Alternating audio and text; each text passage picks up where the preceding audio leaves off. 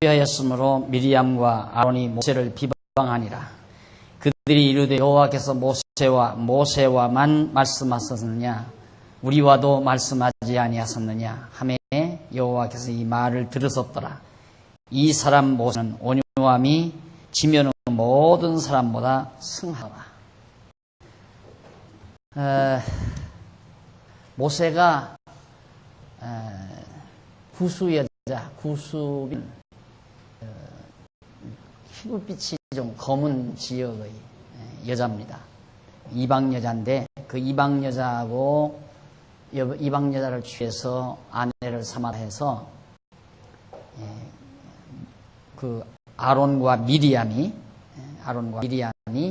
그걸 비난을 하고 거기에 대해서 이의를 제기하는, 어찌 모세와만 하나님께서 말씀했느냐, 하나님이 우리와도 말씀하셨다 그러면서 어떻게 민족 지도자가 그렇게 이방자하고 여자를 다가 할 수 있느냐. 거기 851페이지 위에서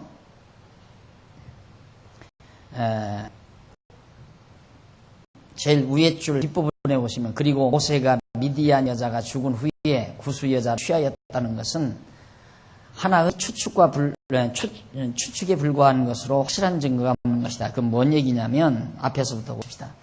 850페이지 850페이지 그 밑에서부터 8째 줄 뒷부분에 보면 850페이지 밑에서 8째 줄, 모세가 구수 여자를 취하였던 것에 대하여 이론이 많죠.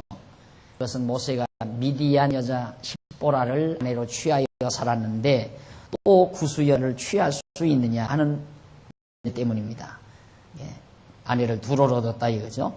그래서 혹설은 구수 여자가 곧 미디안 여자를 가리킨다고 하기도 하고, 구수 여자를 미디안 여자다 하는 사람도 있고, 또는 미디안 여자 십보라가 죽은 후에 구수 여자를 취하였다는 것이라고 그렇게 말하기도 합니다. 그러나 만일 구수 여자가 미디안 여자를 말하는 것이라면 모세가 미디안 여자를 취한 때에 취한 때가 언제인데 왜 이제 와서 아론과 미리암이 비방을 하느냐는 의문제기가 생기는 거고, 또 미디안이 반드시 구수를 가리킨다는 확실한 증거도 없는 것입니다. 그러니까 어떻게든 모세를 두둔하기 위해서 어떻게 하나님이 그렇게 민족 지도자로 세운 모세가 아내를 둘이나 얻을 수 있느냐, 그러진 않았을 것이다.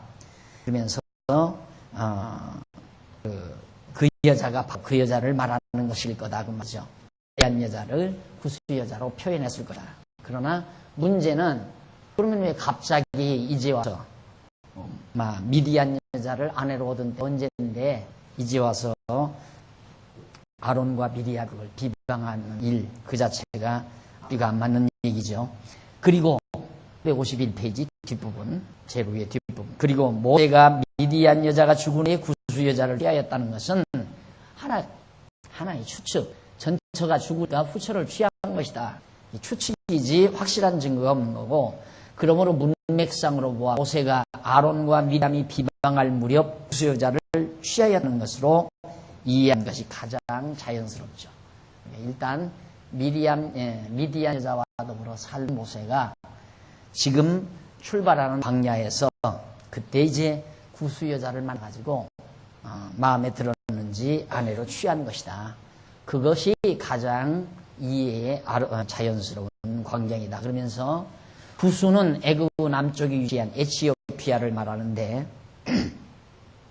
아론과 미리암은 모세가 이방 족속인 에티오피아 여자를 취하였다고 하여 비방한 것이다. 그리고 그들은 자만에 차 있는 말을 하였다. 그 말을 여호와께서 들으신 것이다. 그래서 여호와께서는 이 사람 모세는 온유함이 지면은 모든 사람보다 승하다라고 칭찬하신 것이다. 아론과 미리암은 모세를 비방했는데 전혀 하나님의 생각은 다르죠. 도리어 하나님은 모세만큼 온유한 자 세상에는 없다. 칭찬을 하지 않습니다. 그러니까 하나님이 보시는 것은 외모를 보는 게 아니라 사람의 외모를 보는 것이 아니라 그 중심을 본다는 것도 이런 데서도 더욱 분명하죠. 자, 사람들이 보기에 백성들이나 아론이나 미리암이 보기에는 모세는 참 나쁜 사람이죠. 아내를 둘이나 얻을 뿐만 아니라 그것도 동족에게서 얻는 게 아니라 이방 여자를 아내 취해들였으니까. 그래서 비방을 당할 만한데도 하나님께서는 그 비방을 허락지를 않고 오히려 모세가 참 온유하고 땅 위에서 가장 온유한 그런 자다라고 칭찬하는. 그래서 이 모세는 온유한 지면의 모든 사람보다 승하더라라고 칭찬하신 것이다. 이는 여호와께서 모세의 외모를 보고 하신 것이 아니라 중심을 보고 하신 말씀인데, 그러나 혹자는 이 내용에 대해 문제를 삼는다. 그것은 모세가 자기 스스로를 칭찬한 말을 기록할 수 있느냐는 것이다.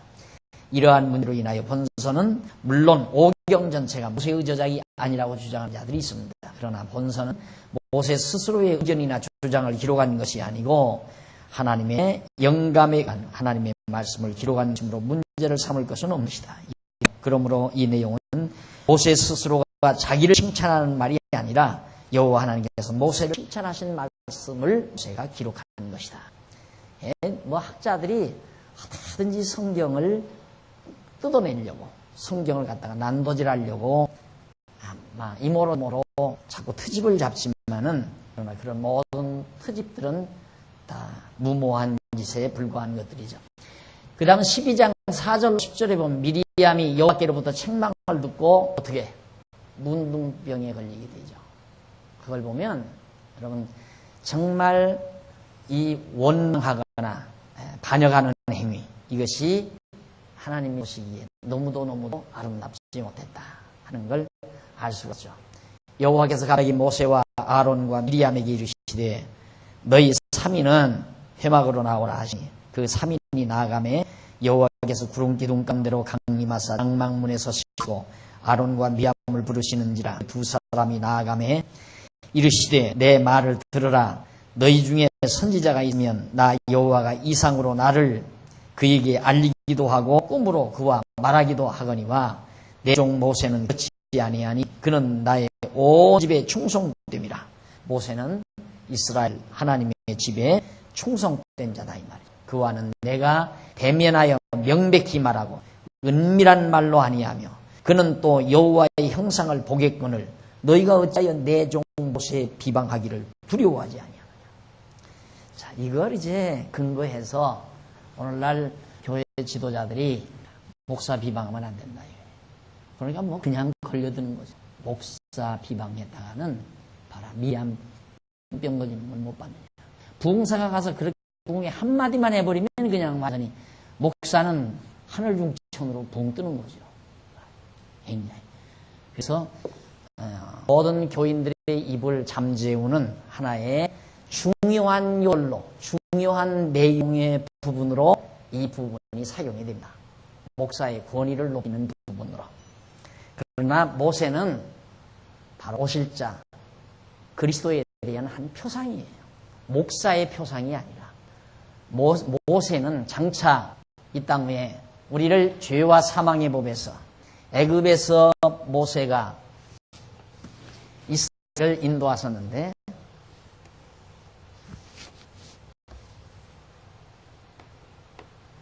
여기서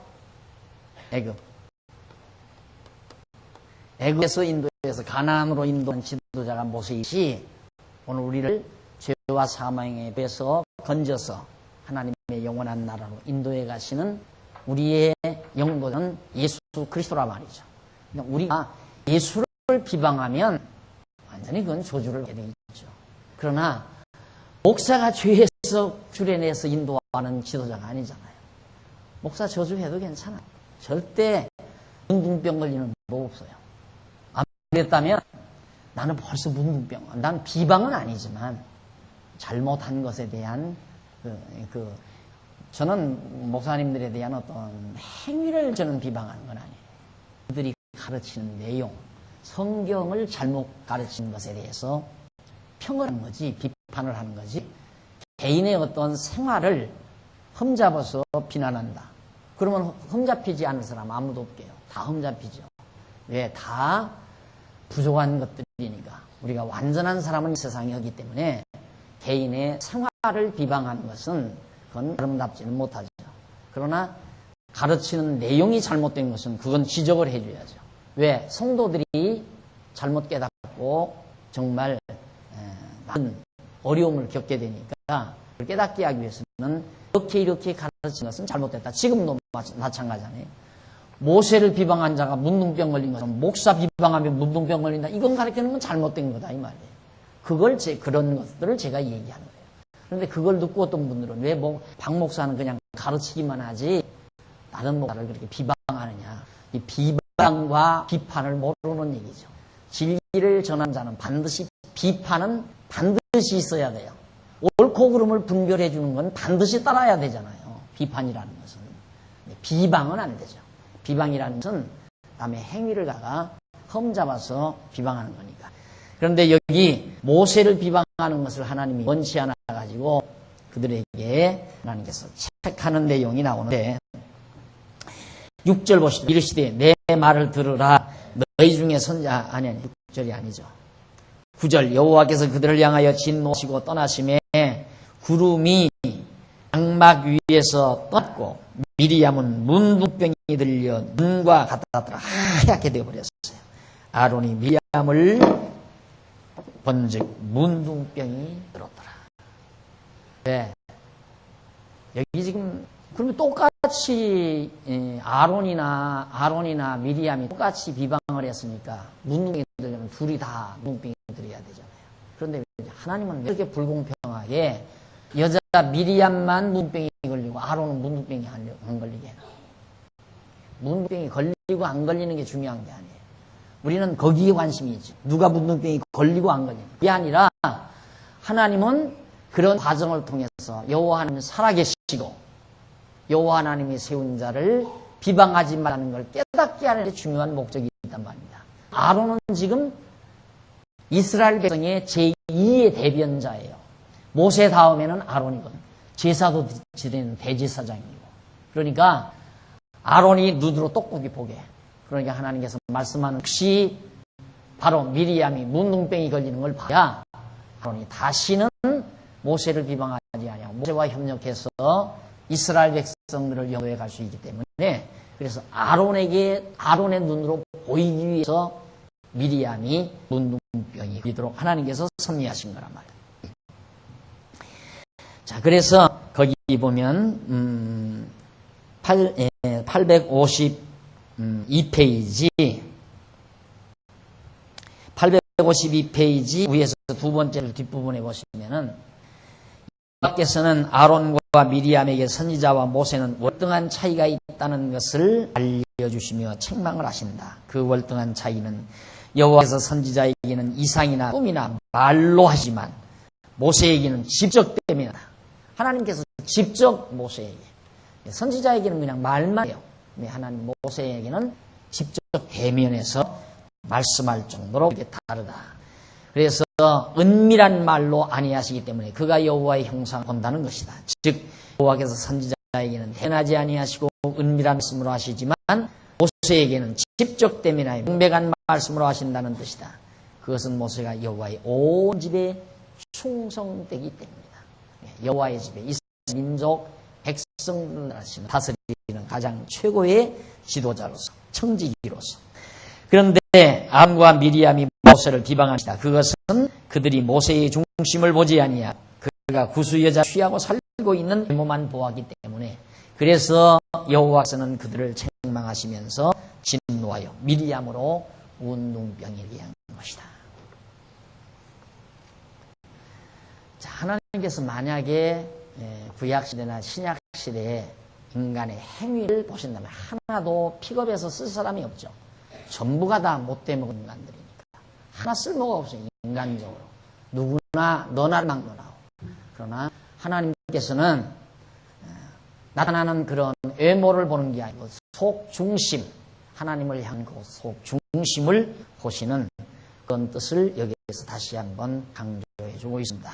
그 다음 12장 11절로 13절에 보면 아론의 간청을 듣고 모세가 미암을 위하여 기도를 합니다. 아론이 답하잖아요.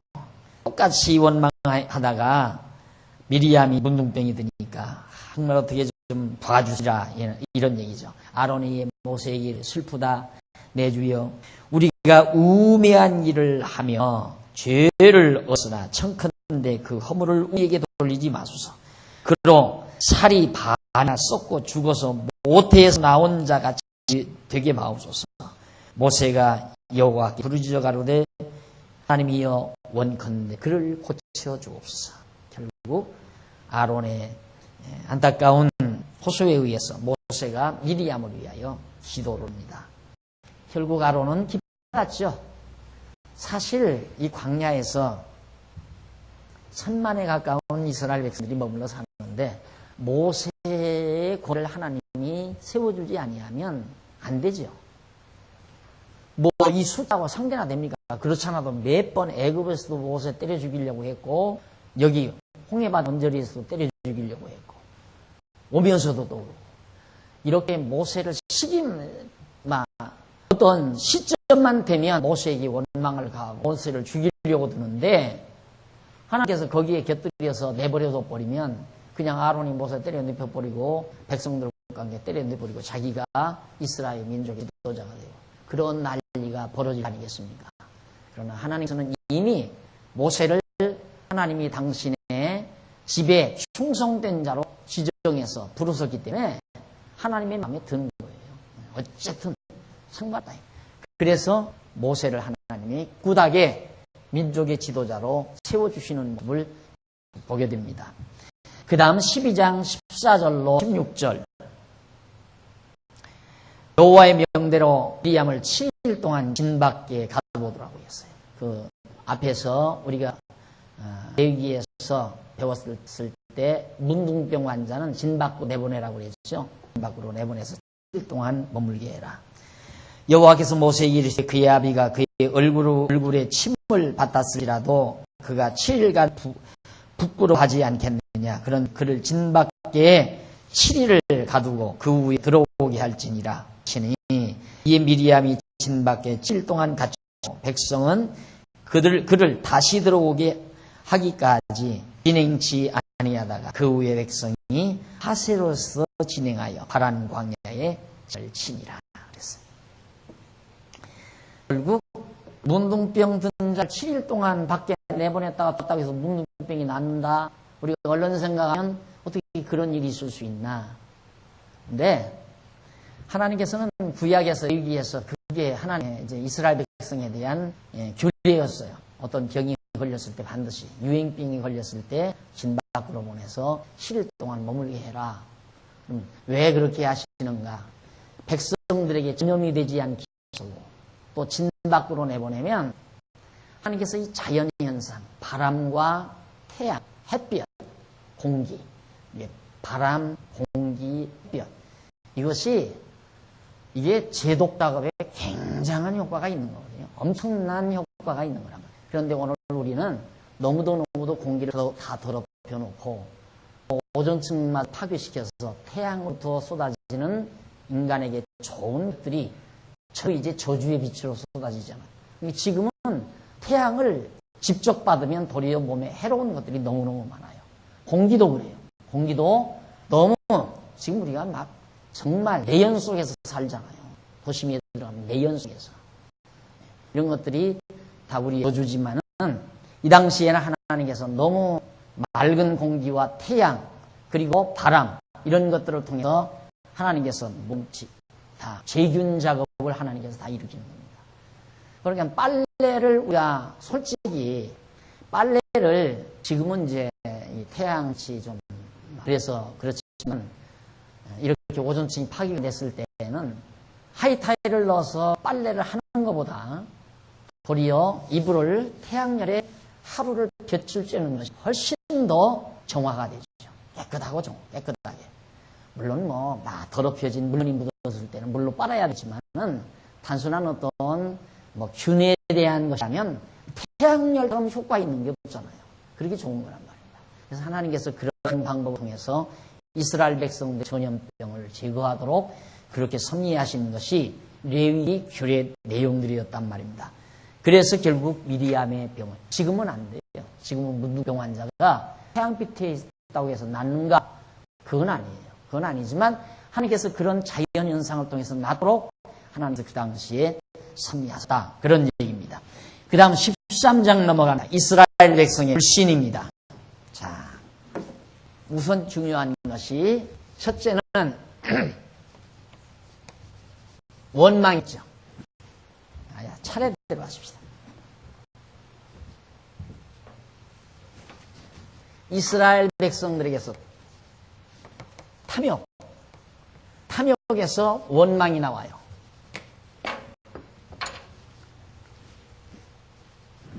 원망이 나오는데 원망만 나오는 게 아니라 아까 미리암이 모세를 반역해 하잖아요. 비방.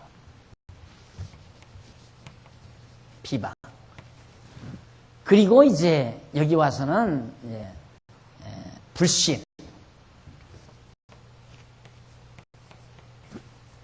이렇게 이제 나와요. 인간의 이 탐욕이라는 게 얼마나 기본적인 악성인가를 알 수 있죠. 인간의 탐욕이라는 게 기본적인 악성이에요. 아주 기본적인 악성. 그런데 지금 오늘 저녁에도 이기고자 하는 탐심으로 온 국민을 꽉 채워줘요.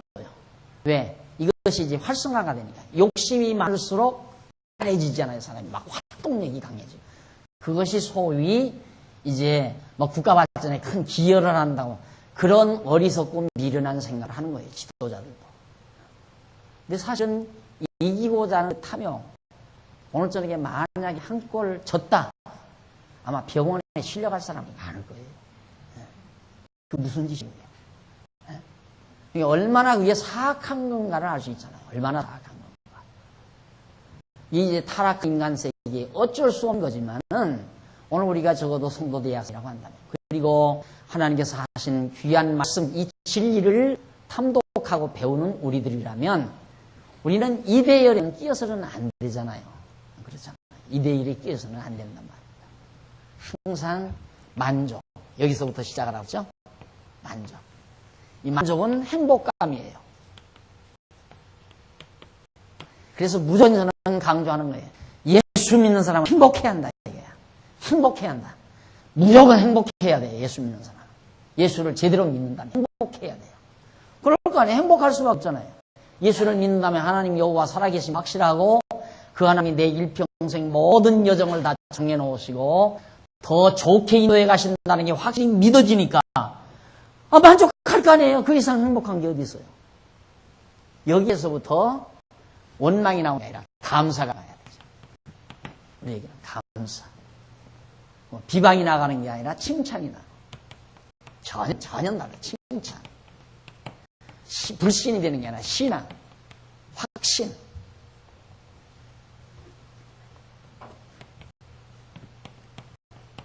더욱 믿음이 강해지지. 예.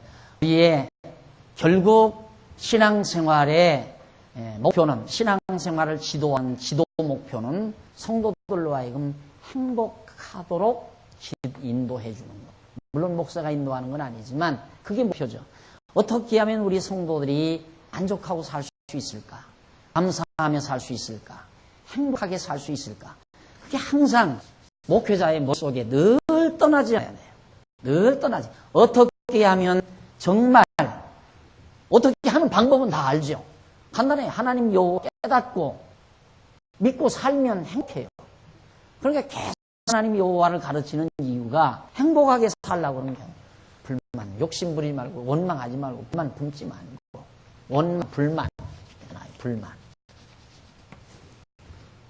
불만에서 비방도 나옵니다. 탐욕에서 불만, 원망, 비방, 불신 이런 게 나오죠.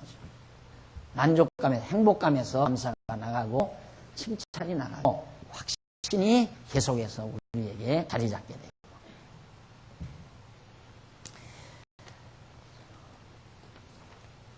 불신이 이루어지는데 어떤 불신인가?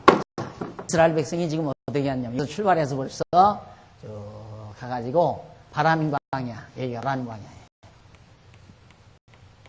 바란 광야, 여기 가데스 바네아. 이건 조금 유명한 장소예요. 가데스 바네아. 뭐 경력이 있으시면 그냥 부어도 기억에도 기억해 두셔도 좋습니다. 가데스 바네아. 바란 광야에 있는 가데스 바네아에 도착을 했는데, 자 13장 1로 16절 봅시다. 바란 광야에서 모세가 12명의 정탐꾼을 보내는 장소예요. 여기가 이제 이쪽이 가나안 땅 아니에요. 우리가 이제 가나안 땅인데, 여기서 요 산 언덕 하나만, 산맥 하나만 넘어서 버리면 가나안 땅이에요. 여기 도착을 했으니까 이 건너면 이제 넘어가면 되는 거예요. 그런데 이제 여기 가나안 땅 도착하기 전에 우선 모세가 12명을 각 지파 12지파에서 대표자 한씩을 뽑아요. 그렇게 해서 그 사람들을 이 가나안 땅에 가서 한번 정탐을 해봐라. 밀파를 해가지고 상황을 분석하고 나서 이제 진군하기 위하여 정탐꾼을 보내는 장소가 바로 저였어요. 그래서 모세가 여호와께서 모세에 일러 가라사대 때 사람을 보내어 내가 이스라엘 자손에게 준 가나안 땅을 탐지하게 하되 그 종류 각 지파 중에서 족장된 한 사람씩 보내라. 모세가 여호와의 명을 쫓아 바란야에서 그들을 보내었으니 그들은 다 이스라엘 자손의 두령된 사람이라. 그들의 이름은 이러하니라.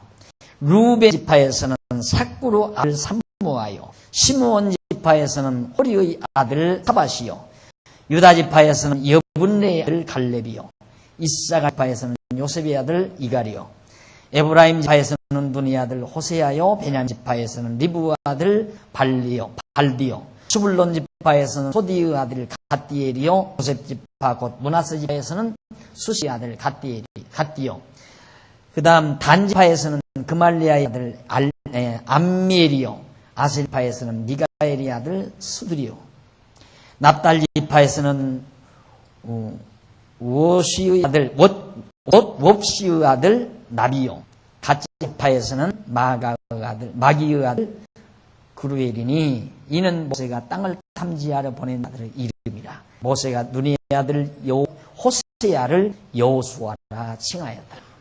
모세가 눈의 아들 호세아, 원래 이름은 호세아였는데 이름을 여호수아라고 그렇게 개칭한 것입니다.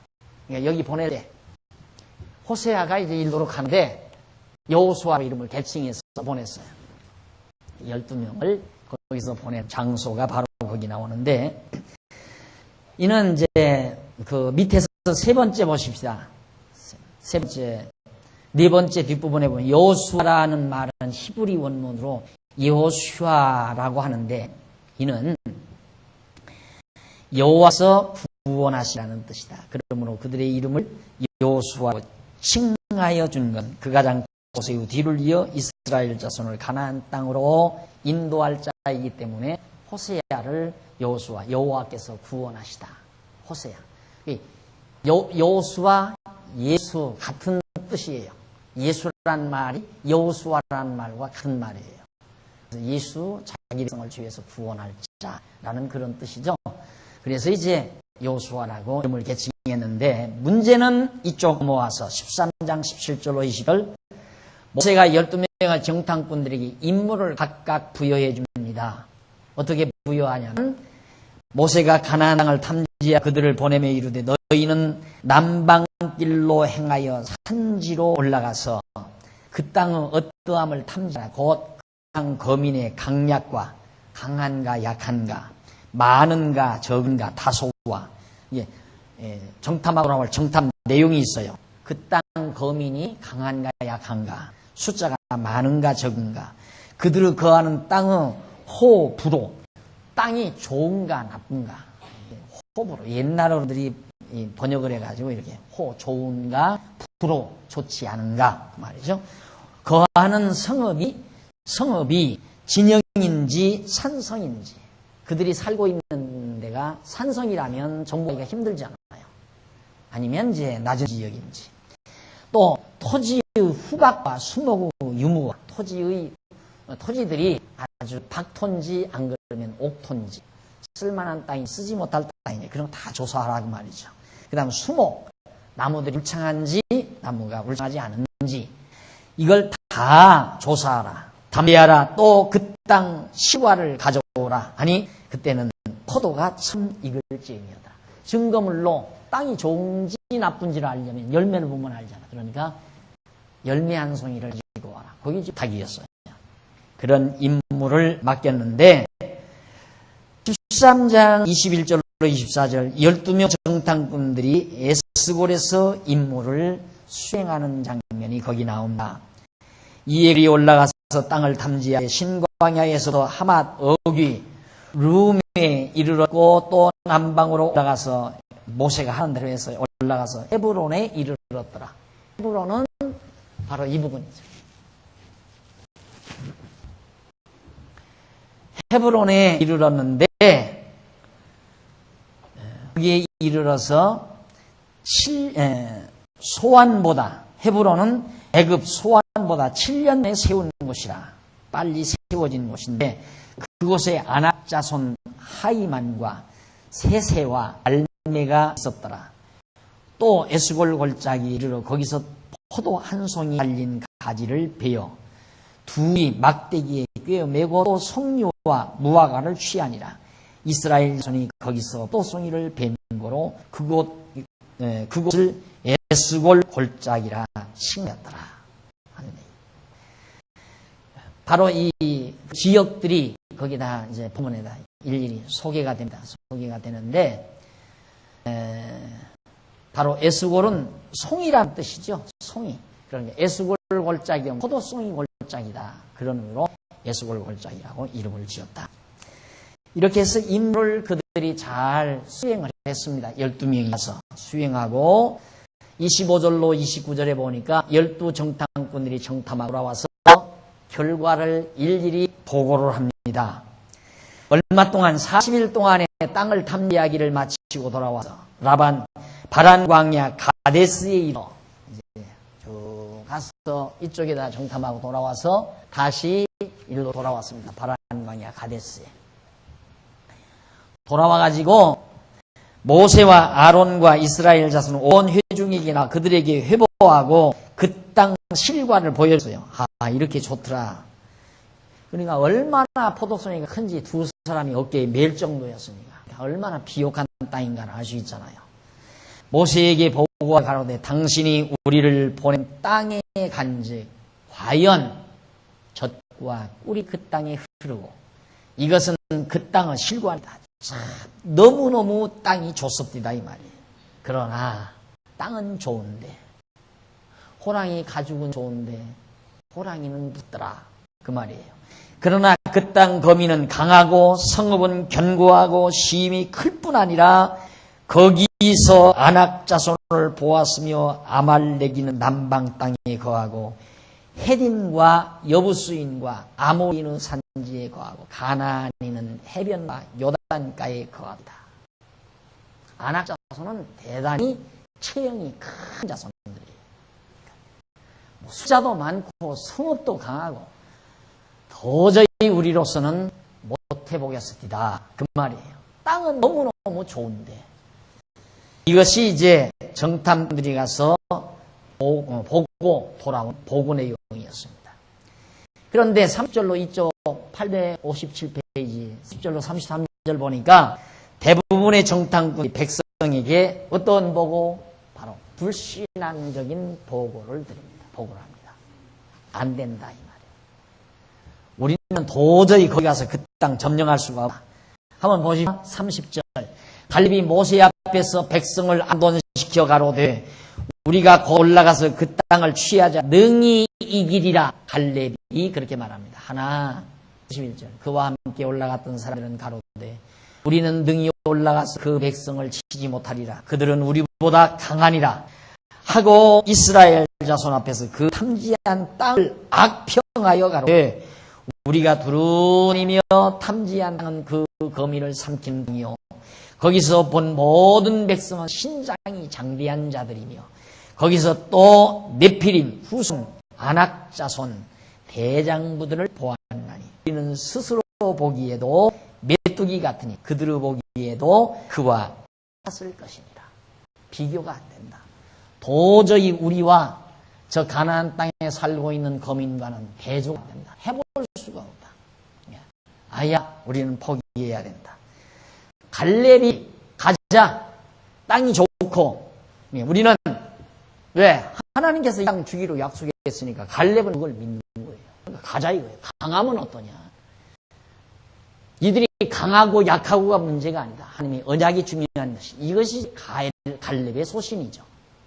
그러나 나머지 사람들은 다 부정적인 신앙적 보고를 하게 됩니다. 자, 그러면 사람들은 누구나 다 부정적인 말을 잘 들어요. 긍정적인 말보다는 부정적인 말을 잘 들어요.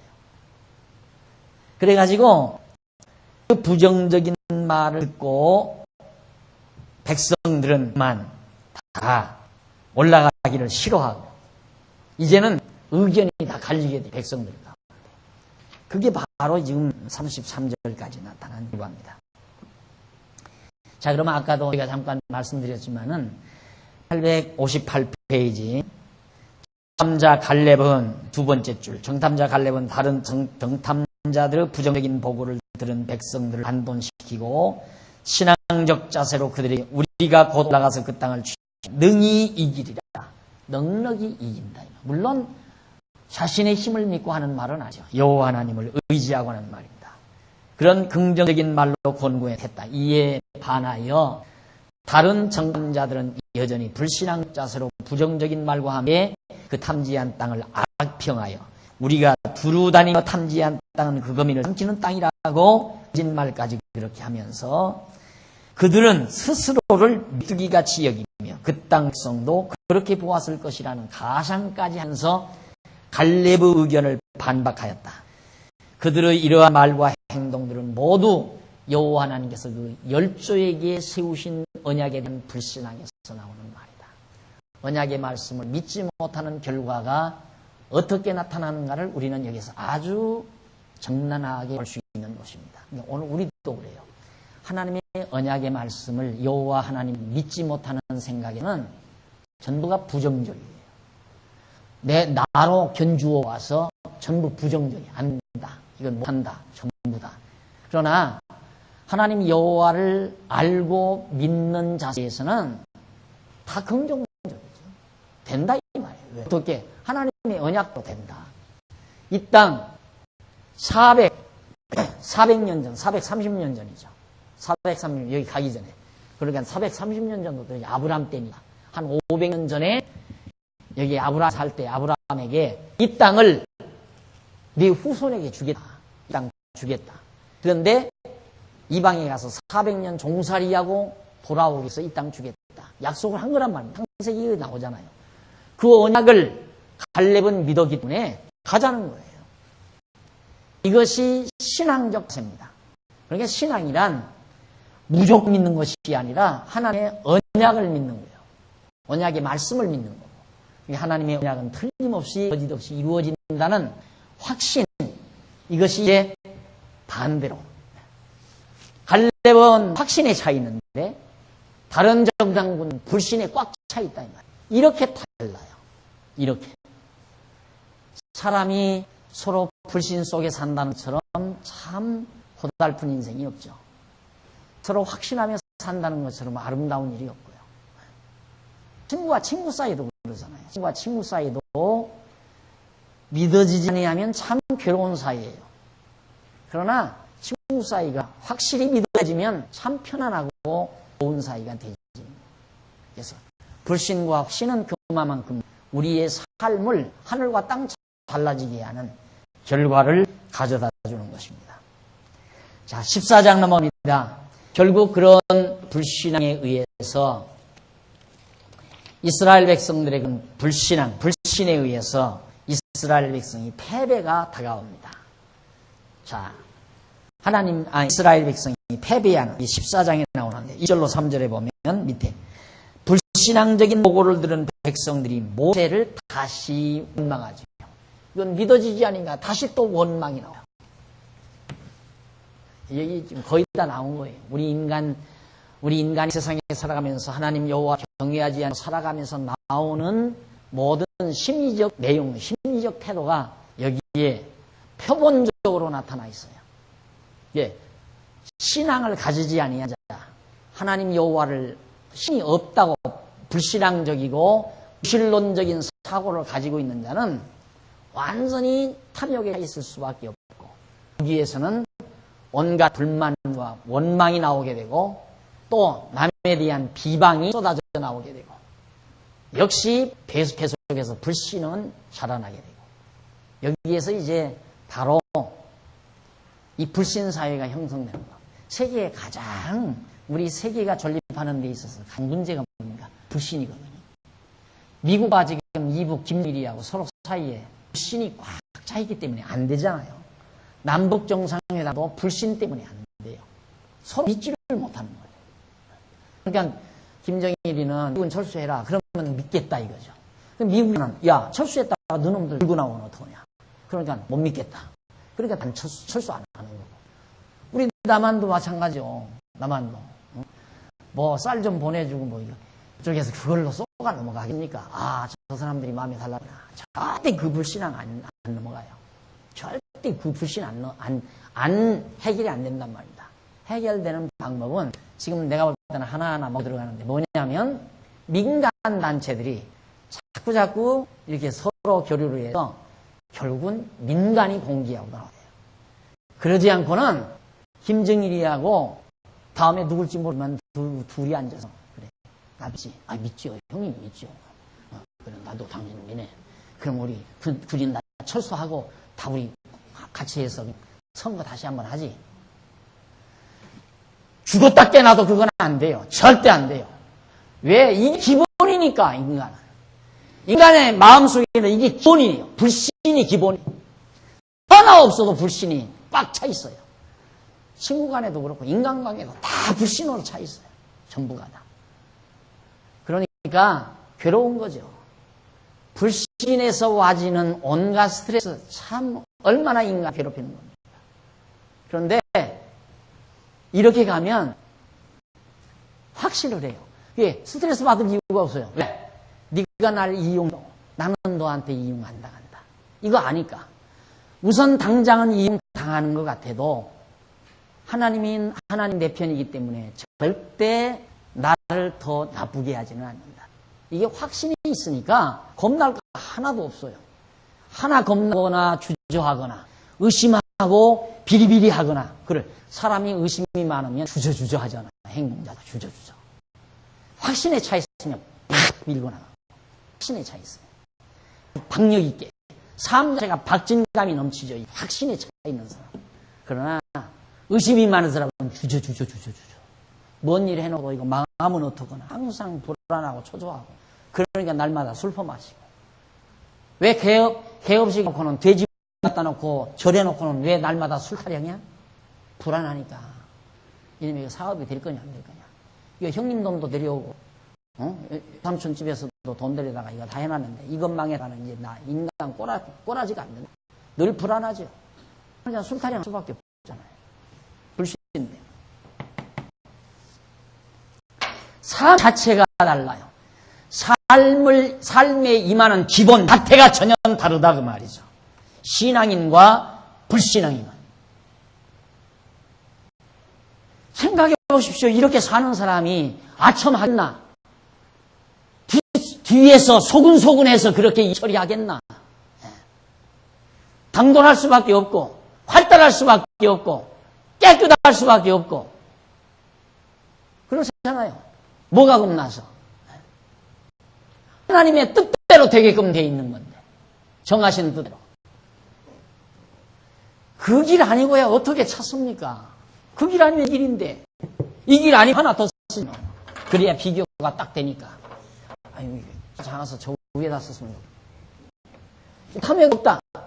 그러면 무욕으로 이걸 주장하는 게 불교 아니에요. 욕을 버려라. 욕을 버려라. 이 욕심이 자꾸 보면 생기니까 보지 말아라. 그래 속세를 떠나라 이 말이에요. 산소에 가서 다 욕을 버린다 이 말이에요. 이게 무아 나도 없다. 그래서 허무주의로 빠져버리는 거예요. 그럼 그 사람들은 도라도 닦으니까 뭐 그래도 뭐 도 닦는다 해서 그러고 존재하지만 도 닦지 아니한 사람이 무욕으로 출발한다. 여기서 무욕을 가진 사람은 원망 불평할 것도 없어요. 그냥 절망이에요, 절망. 안 그래요? 절망. 아무 욕심이 없는데, 절망. 자포자기. 이거 비방할 것도 없어요, 그냥. 자포자기.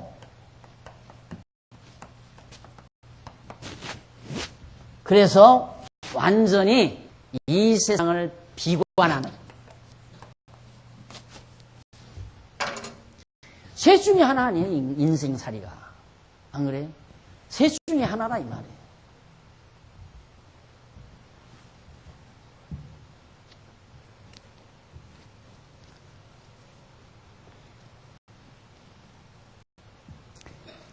그래서 결국 14장 1절로 3절에 보면 온 회중이 소리 높여 부르짖으며 밤새도록 백성이 곡하고 밤새도록 백성이 곡하였더라. 이스라엘 자손이 다 모세와 아론을 원망하며 온 회중이 그에게 이르되 우리가 애굽 땅에서 죽었거나 이 광야에서 죽었다면 좋았을 것을 어찌하여 여호와 우리를 그 땅으로 인하여 칼에 망하게 하려는고 우리 처지가 사로잡히리니 우리 처자가 사로잡히리니 애굽으로 돌아가는 것이 낫지 아니하랴. 이게 바로 퇴보적인 생각이죠. 이들이 말하는 거예요. 이제는 하나님께서 진노하신다니까. 야, 차라리 여기서 죽어버렸던가. 여기서 아야 이 광야 여기서 죽어버렸던가. 어찌하여 여기까지 와가지고 여기 들어가서 저들의 칼에 다 맞아 죽어서 우리 처자 다 죽어가는 꼴을 우리들이 보아야 하는가. 이래가지고 절망한다 이거예요. 그것이 하나님을 믿지 못하는 자들의 사고방식입니다. 아직 돌아오지 아니하기를 닥치지도 않았어요. 아직 내 현실로 오지도 않았는데 그걸 그려요. 이렇게 되면 이렇게 되고 이렇게 되면 이 가지고 기절초풍하면서 하는. 그렇게 안 할 수가 없잖아요, 인간은. 그럴 수밖에 없어요. 이렇게 살면. 불안하죠. 내일을 모르니까. 그게 자기 이제 머리 계산대로, 요렇게 되면 이렇게 되고, 요렇게 되면 이렇게 되고. 이렇게 딱 아주 그럴듯하게 수학적 두뇌로 딱 계획해보니까, 야, 우리 저놈들 칼에다 맞아 죽겠구나. 전혀 그게 아니잖아요. 확신에 차 있는 사람 무슨 소리냐? 가면 이것들 다 물러나 버리고 만다. 이 땅 나 점령한다. 이것이 여호와 하나님을 믿는 자의 마음의 자태라면 여호와 하나님을 믿지 못하는 불안과 허조, 부정적 사고에 완전히 사로잡혀서 살아가. 이게 결국은 이래요. 탐욕으로 시작하나 무욕으로 시작하나 결과는 마지막 어떻게 실패. 실패로 끝나. 똑같이 실패로 끝나요. 어차피 실패 아니에요. 허무주의로 떨어져서 비관하면서 실패하나 하다 안 되니까 비관하면서 실패하나 똑같지 않느냐 이 말이에요. 결과는 인간이 뭐예요? 마지막 실패로 끝나죠. 비관하고. 그래서 여기 중광 스님 또 한 마디 더. 중광 스님, 중광승이 뭐 때문에 왔다 갔는지 모르겠다 하면서 죽었다고 그러잖아요. 나는 뭐 때문에 왔다 가는지 모르겠다.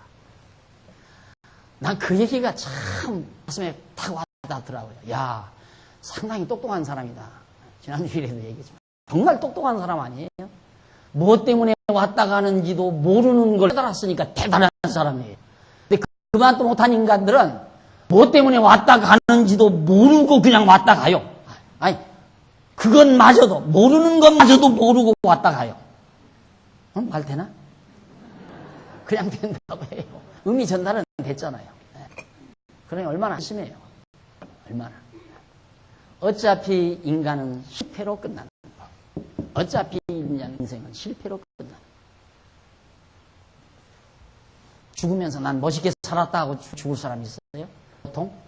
난 멋있게 살았다 그러고 죽을 사람이 있느냐고.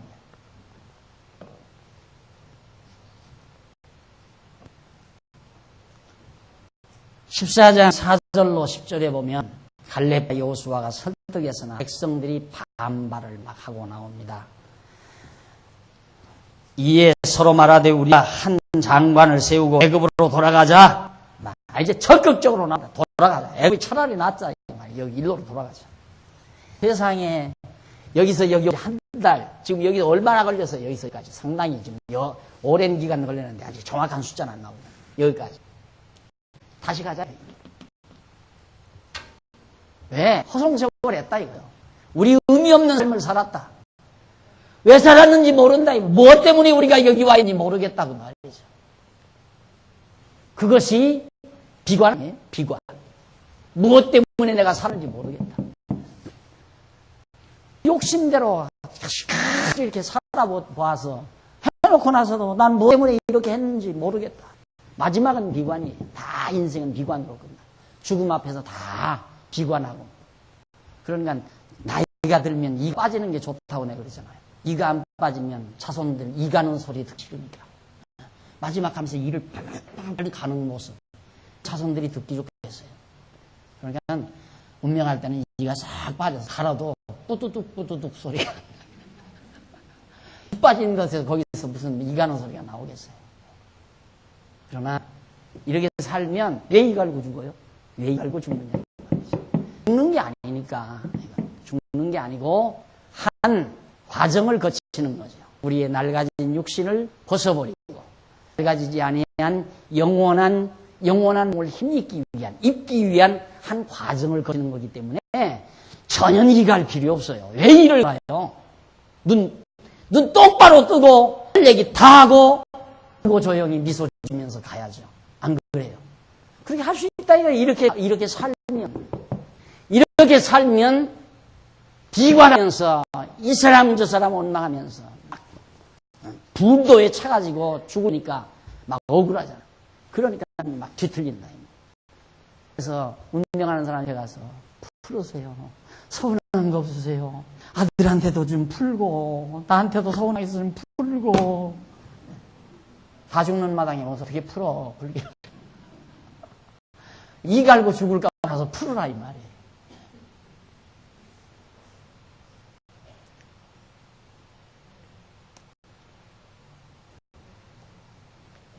모세와 아론이 이스라엘 자손의 온 중 앞에서 엎드렸어요. 애굽으로 돌아가자니까 아론과 모세가 그냥 백성 앞에서 엎드려져 버렸어요. 그 땅을 탐지한 자 눈의 아들 여호수아와 여분의 아들 갈렙이 그 옷 찢고 이 두 사람 여호수아와 갈렙 이 두 사람은 모세 편이에요. 가자는 편이에요. 나머지 10사람은 가지 말자. 애굽으로 돌아가자. 그 사람. 이스라엘 자손의 온 회중 일러 가라되 우리가 두루 다니며 탐지한 땅은 심히 아름다운 땅이라 여호와께서 우리를 기뻐하시면 우리를 그 땅으로 인도하여 들이시고 그 땅을 우리에게 주시리라. 이는 과연 젖과 꿀이 흐르는 땅이니라. 오직 여호와를 거역하지 말라. 그 땅 백성을 두려워하지 말라. 그들은 우리 밥이라. 우리의 보호자는 그들에게서 떠나고 여호와는 우리와 함께 하시느니라. 바로 그거 하나밖에 없잖아요. 여호와가 함께한다. 이 하나 때문에 그렇다. 언약대로 이루시다가 우리와 함께한다. 이 확신 때문에 가자 이 말이죠. 가나안 땅으로 가자. 그래서 여호와 신앙이라는 것이 얼마나 대단한가. 확신의 차이 있잖아요. 너무 분명하게 확신의 차이 있어요. 여호수아와 갈렙. 왜? 언약하셨으니까 하나님께서 준다고 약속했습니다. 하나님이 싸울 건데 뭐가 걱정이냐 이 말이에요.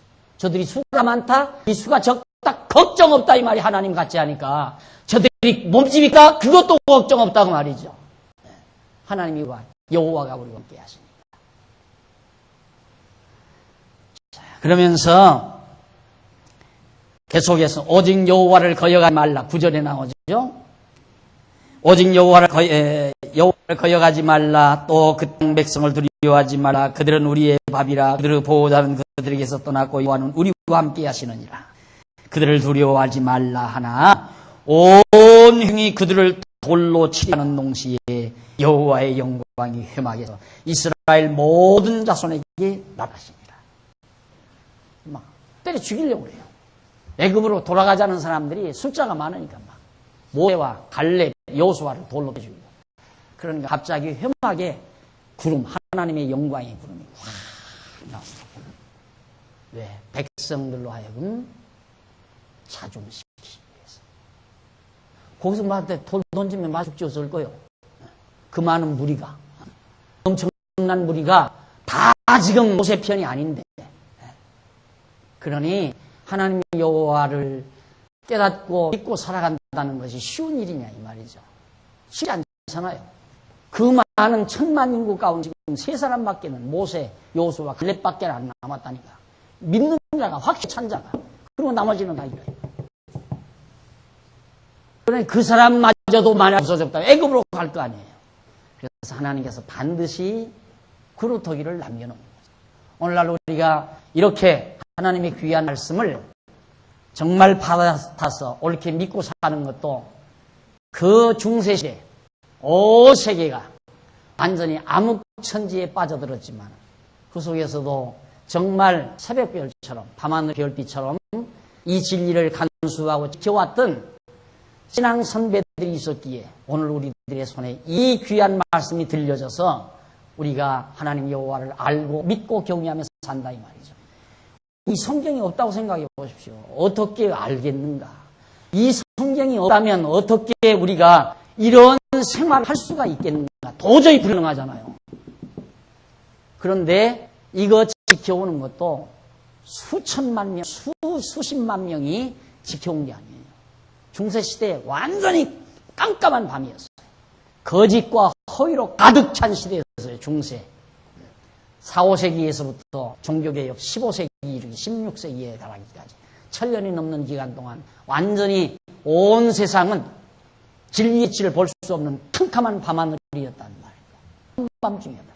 그런데 그 속에서도 이렇게 가느다라 하나마 이 진리의 빛을 숨겨 감추어오고 보존해온 신앙인들의 그 수고에 의해서 하나님의 은총으로 우리가 이 진리를 지금 맛보고 하나님 여호와를 발견하고 이런 삶을 살 수 있는 길을 우리가 찾게 된 거죠.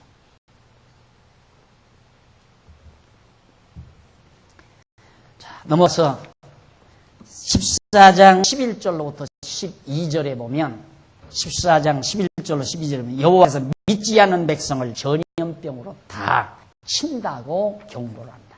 전염병을 통해서 이 불신앙들 다 죽여버리겠다. 어떻게 처리하실까 궁금하시죠? 다음 시간 만나서 우리 한번 살펴보도록 약속을 하고 오늘 여기서 마치겠습니다. 기도하십시다. 살아계셔서 오늘 우리의 호흡과 생명과 삶의 과정을 온통 주관하시고 섭리해 가시는 전능하신 하나님 아버지 은혜를 감사드립니다. 우리가 여호와 하나님을 알지 못했다면 우리도 탐욕에 조해서 살 수밖에 없는 어리석고 미련한 저희들이었습니다. 그러나 소중한 하나님의 말씀을 통해서 살아계신 여호와 하나님 발견하고 정말 행복감으로부터 만족함으로부터 삶을 지탱해 갈 수 있는 이 놀라운 은총을 주신 하나님 사랑을 감사드립니다. 하나님 아버지여 저희들에게 더욱 지혜와 총을 주셔서 이 진리 잘 간수해서 오고 오는 사랑스러운 우리 후대들에게 다 잘 전수해 줄 수 있도록 역사해 주시고 오늘 또 이 일을 위해서 연보에 동참한 사랑하는 귀한 종들의 손길을 붙드셔서 아름다운 결실로 영광 받아 주시옵소서. 주님의 이름으로 기도드립니다. 아멘.